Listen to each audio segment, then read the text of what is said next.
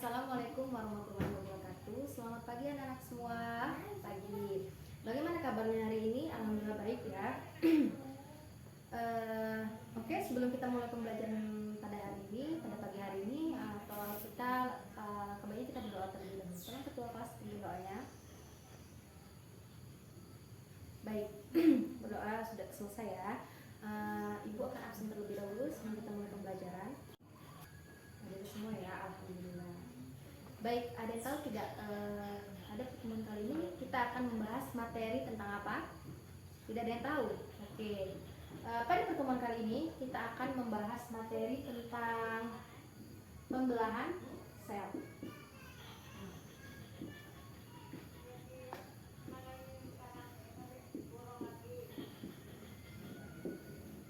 Pembelahan sel. Oke. Ini daripada hari ini. Sebelum itu ibu akan membacakan tujuan dari pembelajaran kita pada hari ini, yang mana tujuan pertama itu untuk mengetahui apa itu pembelahan sel, kemudian mendeskripsikan fase-fase dari pembelahan sel secara mitosis, kemudian menjelaskan ciri-ciri sifat dari pembelahan sel pada mitosis. Oke, anak-anak ada yang tahu apa itu pembelahan sel? Tidak. Pembelahan sel itu sangat penting bagi kelangsungan hidup makhluk hidup. Oke, setidaknya memiliki 3 alasan mengapa sel mengalami pembelahan. Oke, memiliki 3 alasan ya. 3 alasan, yaitu pertama untuk pertumbuhan, kedua untuk perbaikan, ketiga untuk reproduksi. Oke, bisa diulang ya, untuk pertumbuhan, untuk perbaikan, dan untuk reproduksi. Oke, ibu akan menjelaskan satu persatu ya. Yang mana alasan pertama tadi untuk pertumbuhan, di mana makhluk hidup itu dapat tumbuh karena di dalam selnya itu banyak sekali sel ya. Kemudian semakin banyak sel pada makhluk hidup itu, maka semakin besar pula ukuran makhluk hidup itu. Oke, pas. Ibu lanjut.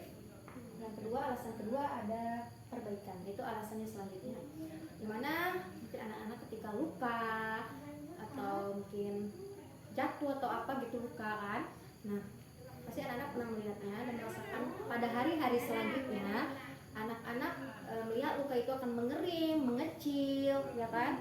Nah, itu terjadi karena adanya kerusakan jaringan pada tubuh kalian tersebut, pada tubuh kita tersebut. Oke. Nah, adapun perbaikan dari jaringan yang rusak pada tubuh kita itu, yaitu terjadi karena hasil dari ini, dari pembelahan sel. Oke. Kita lanjut yang ketiga, yaitu untuk reproduksi, di mana sel mengalami pembelahan untuk reproduksi, bereproduksi, yaitu untuk individu baru atau anakan. Oke. Nah, pada proses pembentukan sel kelamin, yaitu adalah proses dari pembelahan sel ini. Sudah paham atau ibu jelasi dari awal? Tidak ya? Oke, ibu bisa lanjut. Nah, menurut teori sel, sel yang hidup itu berasal dari sel-sel yang ada sebelumnya. Oke. Seorang ilmuwan yang menyatakan, dia bernama Rudolf Virchow pada tahun 1855. Oke. Ini namanya Rudolf Virchow, 1855. Ini dia ya, yang menyatakan teori pembelahan sel itu, di mana pembentukan sel-sel baru atau anakan itu adalah terjadi pada sel-sel yang sudah ada sebelumnya, yang mana dapat terbentuk dari proses pembelahan sel ini. Oke, kita lanjut.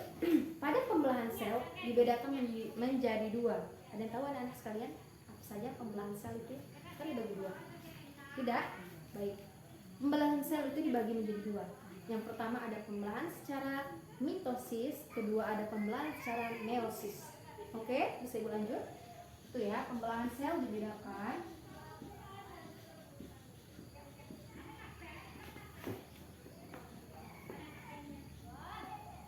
menjadi dua. Pembelahan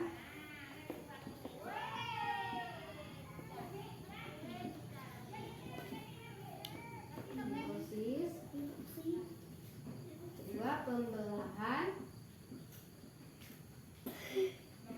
meiosis.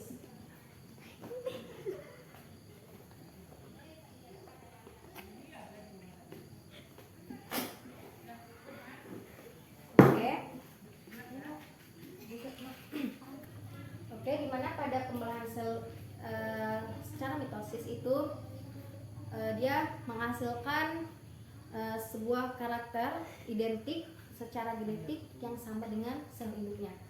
Oke, ini pembelahan mitosis. Nah, yang mana artinya kedua sel anakan ini yang sama dengan sel induknya, termasuk jumlah kromosomnya, ya. Nah, misalnya jika sel induk memiliki jumlah kromosom 2N atau diploid, ya, kromosom induknya 2N atau diploid, maka jumlah kromosom sel anakan juga 2N.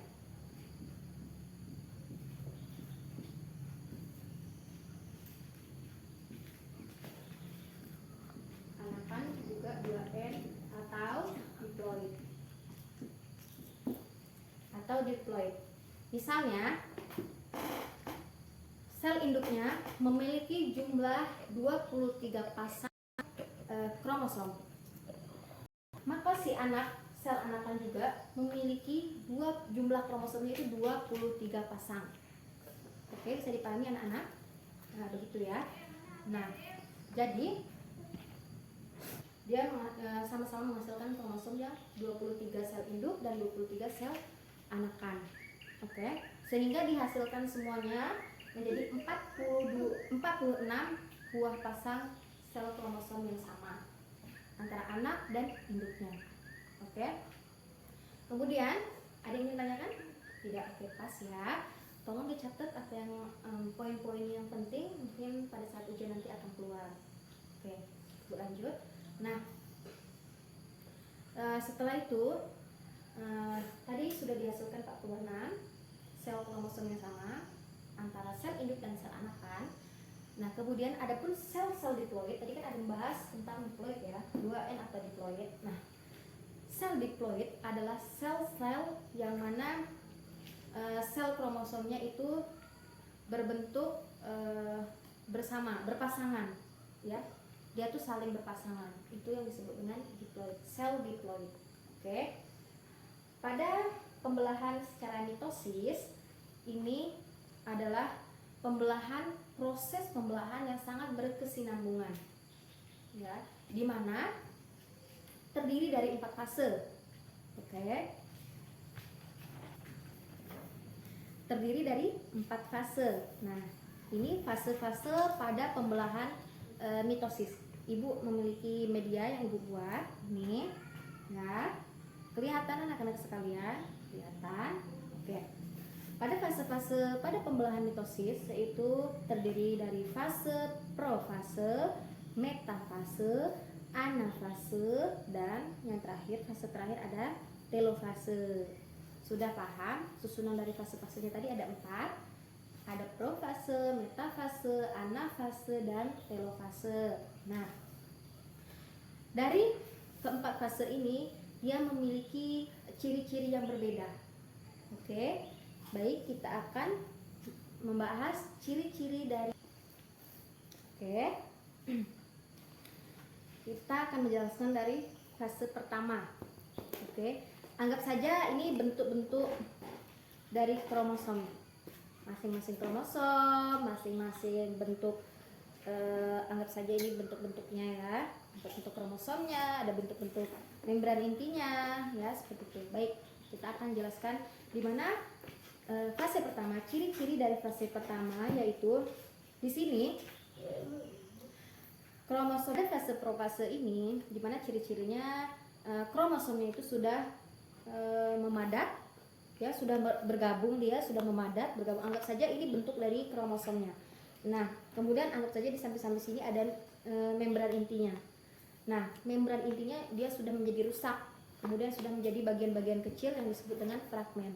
Nah, ya, sudah paham ciri-ciri dari fase profasenya? Sudah ya. Kita lanjut ke fase selanjutnya. Setelah dia fase profase, dia akan masuk ke fase metafase. Fase kedua dari pembelahan sel secara mitosis. Pada fase metafase, di mana kromosomnya berjajar pada bidang pembelahan. Ini kromosomnya tadi yang sudah memadat, sudah bergabung itu masuk ke fase metafase, kemudian dia berjajar ya. Ini kita anggap dia berjajar pada bidang pembelah. Oke. Nah, setelah itu dia masuk ke fase anafase, di mana pada fase anafase ini kromosomnya saling bergabung atau saling menuju ke kutub inti. Yang hitam seperti benang ini dia disebut dengan kutub inti ya.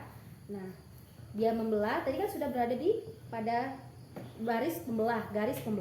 Akhirnya dia membelah, kromosomnya membelah dan menuju pada bagian kutub sel. Paham? Bisa dimengerti? Nih ya. Tuh, dia membelah, di sini dia bergabung, di sini dia sudah membelah. Nah, setelah fase anafase dia masuk ke fase terakhir. Apa itu fase terakhirnya? Ada telofase. Nah, pada fase telofase di mana membran intinya itu sudah mulai bergabung kembali. Jika tadi pada fase profase dia membran ini sudah rusak, sudah menjadi bagian-bagian kecil dan atau disebut dengan fragmen, pada fase telofase membran intinya sudah mulai bergabung kembali ya, dan terbentuklah dua sel anakan. Dua sel anakan itu bersifat apa? Ada yang tahu? Tidak, bersifat diploid. Nah, jika pada pembelahan sel secara mitosis, sel anakannya itu disebut, sel anakan yang dihasilnya itu bersifat diploid. Jika pada tahap pembelahan secara meiosis itu bersifat apa? Haploid. Ya, 2 kali lipat dari ini tahapan pada meiosis. Oke? Sudah paham? Tolong diperhatikan gambar-gambarnya.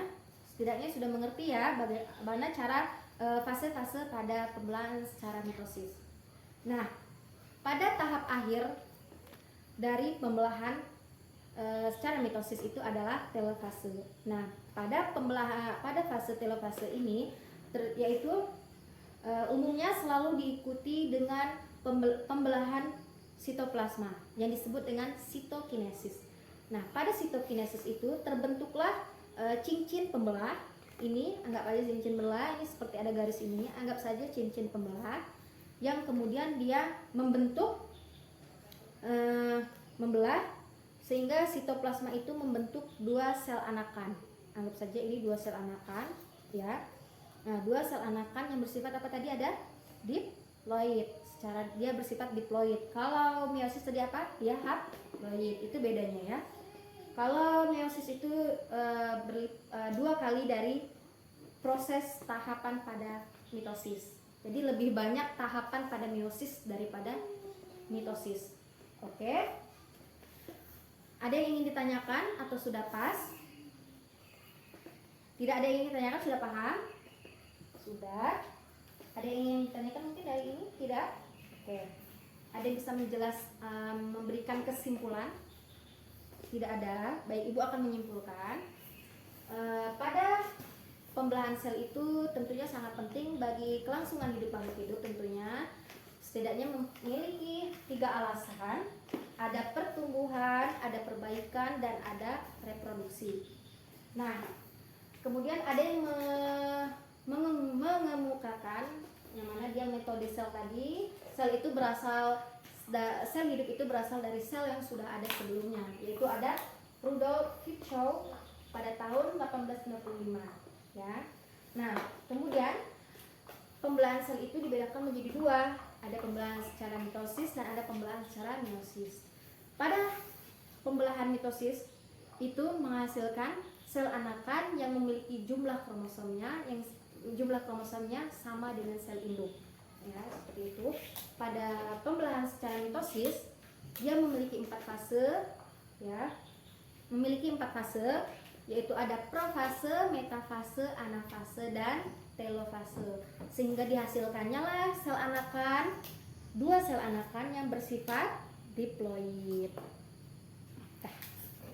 Nah, itu ya.